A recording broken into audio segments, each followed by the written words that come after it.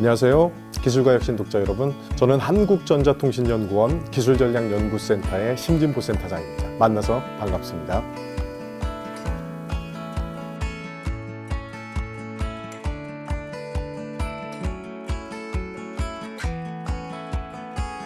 메타버스에 대한 이야기들은 이미 많은 분들이 알고 계세요. 메타가 초월이란 뜻이고 버스가 세계란 뜻이기 때문에 메타버스는 일반적으로 초월 세계 이런 식으로 이야기를 하고 있습니다. 하지만 메타버스에 관해서 아직까지 명확하게 확립된 정의는 없습니다. 연구자와 연구기관별로 제각기 메타버스를 정의하고 있는 상황인데요. 저희 센터에서는 이 여러 정의들을 기반으로 해서 메타버스를 다음과 같이 정의하고 있습니다. 현실 세계와 가상 세계가 상호작용을 통해 서로 융합하고 공진화하면서 새로운 가치, 문화, 경제활동이 발생하는 초월적 공간, 이렇게 정의를 내리고자 합니다. 메타버스라는 용어가 등장한 것은 이미 30년이 되었지만 그동안에 메타버스라는 용어가 부각되기도 하고 잊혀지기도 했다가 지금으로부터 약 2년 전부터 전 세계적으로 메타버스라는 용어가 다시 주목받기 시작합니다. 그 원인은 바로 코로나19 팬데믹의 환란 상황 속에서 비대면 디지털화가 가속화되고 따라서 많은 사람들이 다양한 유형의 메타버스 서비스들을 이용할 수 있게 되면서부터입니다. 최근에 등장한 메타버스 서비스들의 면면을 살펴보시면 우리 삶 속의 메타버스가 얼마나 빠르게 파고들고 있는지 감이 잡히실 겁니다. 대표적인 서비스로 여러분들이 몇 년 전에 길거리에서 이렇게 손가락 툭툭 튕기면서 스마트폰 하시는 분들 봤죠? 바로 포켓몬고 게임이었죠. 현실의 화면 속에 가상의 포켓몬들이 등장하면 잡는 그런 게임이었잖아요. 이런 것들이 대표적인 메타버스 서비스 가운데 하나인 증강현실 서비스입니다. 또 하나 구글 어스 같은 걸 통해서 우리는 전 세계의 모습을 가보지도 않고 실제적으로 즐길 수가 있게 됐는데 이런 서비스를 저희는 미러월드라고 부르기도 합니다. 그리고 최근에 각광받고 있는 포트나이트라든지 제페토라든지 로블록스 같은 서비스들이 등장하고 있죠. 이것이 전형적인 가상세계 서비스입니다. 이런 서비스들을 보면 이미 우리 삶 속의 메타버스가 상당히 많이 자리 잡고 있다는 것을 실감하실 수 있을 겁니다. 우리나라에서 메타버스는 아직까지는 단지 게임과 엔터테인먼트 분야의 가상화된 서비스로만 인식되는 경향이 강합니다. 안타까운 일이긴 한데요. 역으로 생각해보면 아직까지 메타버스의 산업적인 잠재력이 수면 위로 드러나지 않았다는 말이기 때문에 향후 거대한 새로운 기회가 펼쳐질 수도 있다는 말이기도 합니다. 메타버스 산업의 생태계는 우리가 잘 알고 있는 기술적인 요인 이외에도 수많은 ICT의 요인들이 공진화해서 작동하고 있습니다. 대표적으로 메타버스 산업 생태계를 구성하는 분야를 살펴보면 컨텐츠 플랫폼 분야가 중심이 되는 것은 분명하고요.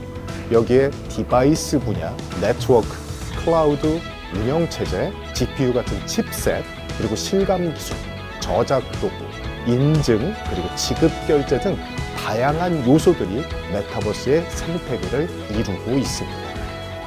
현재 글로벌 주요 기업들, 우리가 흔히 빅테크 기업이라고 부르는 기업들이죠. 이 기업들이 메타버스 산업 선도를 위해서 굉장히 빠른 행보를 보이고 있는 상황입니다. 특히 향후 메타버스 분야를 좌지우지할 경쟁력의 포인트가 플랫폼과 디바이스 분야에 게 분명하기 때문에 세계적인 빅테크 기업들은 주로 플랫폼과 디바이스 분야에 많은 노력을 기울이고 있는 것이 현실입니다. 그렇다면 좀 더 구체적으로 국내의 상황이 어떤지 한번 살펴보겠습니다. 메타버스 분야에 관심을 보이고 있는 기업들은 IT 서비스 사업자들과 이동통신 사업자들입니다. 메타버스와 관련된 조직을 만들고 메타버스 플랫폼에 막 뛰어들기 시작한 것이 현재까지 우리나라의 대표적인 상황입니다. 더불어 국내에서도 이제 막 다양한 응용 분야별 메타버스 서비스들이 속속 등장하고 있습니다. 가상화된 공간 속에서 수술을 집도하거나 남극기지에 있는 다친 환자의 모습을 메타버스 공간에 올려서 서울에 있는 의사가 치료 방법을 지시하는 등의 그런 서비스들이 가능해지고 있는 것이 의료 분야의 서비스이고, 금융 분야에서도 직접 은행을 방문하지 않고 대출 심사를 받거나 관련된 서비스를 받을 수 있는 메타버스 서비스들이 이제 등장하고 있습니다. 관광 분야에서도 메타버스 플랫폼을 이용해서 지역의 관광 지역을 홍보하는 단계로 이제 막 접어들고 있는 겁니다.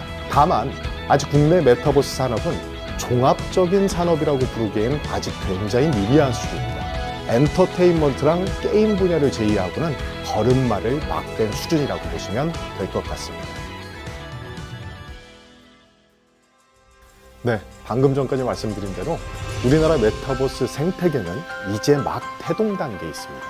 이 향후 메타버스가 포스트 인터넷으로서 디지털 전환의 패러다임을 바꿀 수 있다는 걸 생각했을 때 정부의 체계적인 투자 전략을 통해서 메타버스 생태계 자체를 활성화시키는 것이 굉장히 필수적인 과업입니다.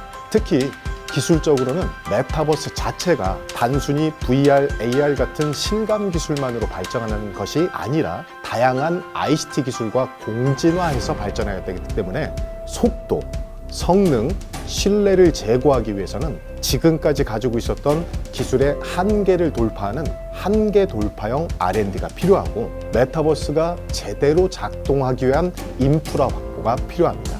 더불어서 몰입력 있는 컨텐츠와 플랫폼 개발을 위해서는 메타버스 컨텐츠 제작 기술 및 환경에 대한 투자가 필수적입니다. 시각 특수 효과 같은 실감 기술 같은 경우는 해외 기업들은 이미 독자적인 기술, 장비, 스튜디오, 소프트웨어 등을 보유하고 있는데 한국은 아직까지는 대부분의 기술과 장비들을 해외에서 들여오고 있는 상황입니다. 다만 최근 국내에서도 시각 특수 효과 기업들이 크게 성장하고 있기는 합니다.